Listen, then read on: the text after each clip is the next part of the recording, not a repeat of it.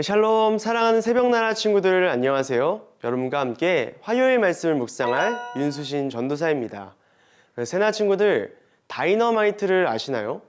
다이너마이트는 노벨상을 만든 것으로도 유명한 노벨이 발명한 화약으로 길을 만들거나 터널을 만들 때 방해가 되는 단단한 바위나 돌들을 폭파시켜 부수기 위해서 발명되었습니다. 그러나 시간이 흘러 다이너마이트는 다른 용도로 사용되어지게 됩니다. 전쟁에서 적들을 살상하는 무기로서 사용된 것입니다. 인간을 편리하고 이롭게 하기 위해 발명되었지만 도리어 사람을 해치는 데 사용된 것입니다. 다이너마이트뿐만이 아닙니다. 우리 주변을 살펴보면 원래는 이로운 데 사용하려고 발명되었지만 악한 곳에 사용되고 있는 것들이 많이 있습니다. 또 반대로 원래는 전쟁에서 무기로 사용될 목적으로 발명되었지만 지금은 사람들의 생활을 이롭고 편리하게 해주는 것들이 있습니다. 즉 누가 어떠한 목적을 가지고 어떻게 사용하느냐에 따라 이로운 도구가 될 수도 있고 반대로 무기가 될 수도 있는 것입니다. 오늘 우리가 읽을 로마서 말씀에서도 이와 같은 원리가 나타납니다. 어떤 내용일까요? 이 시간 함께 말씀 보기를 원합니다. 오늘 말씀의 제목은 내 몸 사용법입니다. 오늘의 말씀은 로마서 6장 12절에서 23절입니다.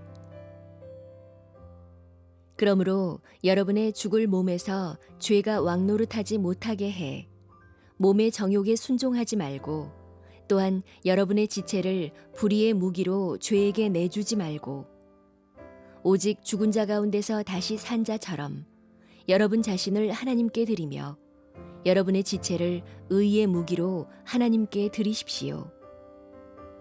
죄가 여러분을 지배하지 못할 것인데 여러분이 율법 아래 있지 않고 은혜 아래 있기 때문입니다. 그러면 어떻게 해야 하겠습니까?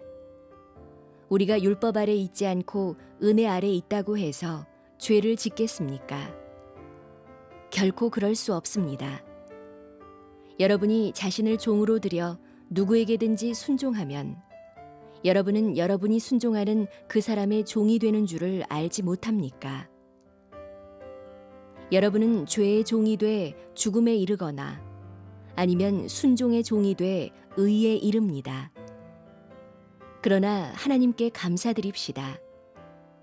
여러분이 전에는 죄의 종이었으나 이제는 여러분이 전에 받은 교훈의 본을 마음으로부터 순종함으로 죄에서 해방돼 의의 종이 됐습니다. 여러분의 육신이 연약함으로 내가 사람의 방식대로 말합니다. 여러분이 전에는 자기의 지체를 부정과 불법의 종으로 내주어 불법에 이른 것처럼 이제는 여러분의 지체를 의의 종으로 들여 거룩함에 이르십시오. 여러분이 죄의 종이었을 때는 의에 대해 자유스러웠습니다. 그러나 여러분은 그때 무슨 열매를 거두었습니까? 이제 여러분은 그런 일들을 부끄러워합니다. 이는 그것들의 마지막이 죽음이기 때문입니다. 그러나 이제 여러분은 죄에서 해방되고 하나님의 종이 돼 거룩함에 이르는 열매를 맺고 있습니다. 그 마지막은 영생입니다. 죄의 대가는 죽음이요 하나님의 은사는 그리스도 예수 우리 주 안에 있는 영생입니다. 오늘 우리가 읽은 로마서 말씀을 쓴 바울은 우리 몸의 사용법에 대해서 이야기하고 있습니다. 이 시간 함께 13절 말씀을 읽도록 하겠습니다. 또한 여러분의 지체를 불의의 무기로 죄에게 내주지 말고 오직 죽은 자 가운데서 다시 산 자처럼 여러분 자신을 하나님께 드리며 여러분의 지체를 의의 무기로 하나님께 드리십시오. 아멘. 오늘 말씀에서 바울은 우리의 지체를 죄가 아니라 의로우신 하나님께 드리라고 이야기하고 있습니다. 바울이 하나님께 드리라는 지체란 무엇을 의미하는 것일까요? 지체란 쉽게 말하면 우리의 몸을 이야기하는 것입니다. 하지만 더 깊은 의미에서의 지체란 우리의 생각과 말과 의지와 힘 등 우리 자신의 모든 것을 의미합니다. 즉 바울은 우리의 몸과 마음과 생각 등 모든 것을 죄가 아닌 하나님께 내어드려 하나님께서 사용하시게 하라는 것입니다. 사랑하는 새나 친구들, 여러분의 모든 것을 하나님께 내어드리는 사람이 되십시오. 그리하여 하나님께서 여러분을 쓰시게 하십시오. 하나님께서는 전지전능하신 분이십니다. 하나님 스스로 모든 것을 아시고 모든 것을 하실 수 있는 분이십니다. 그러나 하나님께서는 혼자 일하시지 않습니다. 하나님께서는 사람을 통하여 일하십니다. 하나님을 믿는 사람을 통하여 하나님의 선한 계획을 이루어 가시는 것입니다. 그렇다면 하나님께서 쓰시는 사람은 누구입니까? 그 사람은 자신을 죄에 내어주는 사람이 아니라 예수 그리스도의 보혈로 죄에서 깨끗게 되고 그 자신을 온전히 하나님께 내어드리는 사람입니다. 하나님의 말씀 따라 말씀대로 사는 사람입니다. 하나님께 자신을 내어드려 하나님께 쓰임받는 그 한 사람이 되는 모든 새나 친구들 되기를 소원합니다.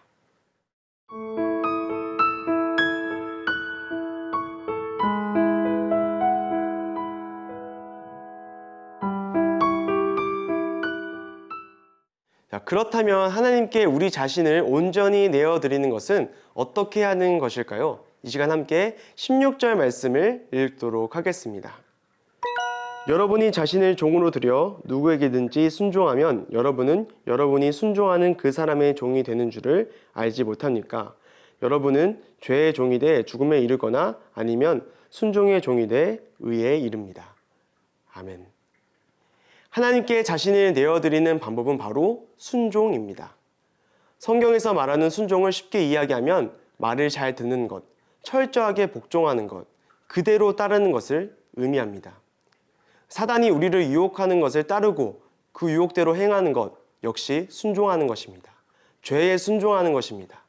그러나 우리가 하나님의 말씀을 잘 듣고 잘 따르고 그 말씀에 복종한다면 이것은 하나님께 순종하는 것입니다. 사랑하는 새나 친구들, 하나님의 말씀을 잘 듣고 잘 따르는 사람이 되십시오. 하나님의 말씀에 순종하는 사람이 되십시오. 이 세상에는 오직 두 종류의 길이 있습니다. 하나는 죄를 따르는 길입니다. 오늘 말씀은 우리에게 분명하게 이야기하고 있습니다. 죄를 따른 결과는 사망입니다. 죽음입니다. 그러나 오늘 말씀은 우리에게 또 한 가지의 길을 보여줍니다. 그 길은 우리가 하나님의 말씀과 명령에 순종하는 길입니다. 성경은 분명하게 이야기합니다. 그 길의 끝에는 장차 하나님께서 주실 영원한 생명이 있을 것입니다. 순종의 길의 끝에는 의의 면류관이 있을 것입니다. 매일, 매 순간을 하나님의 말씀에 순종함으로 영원한 생명에 이르는 모든 새나 친구들 되기를 소원합니다. 이 시간 함께 기도하겠습니다.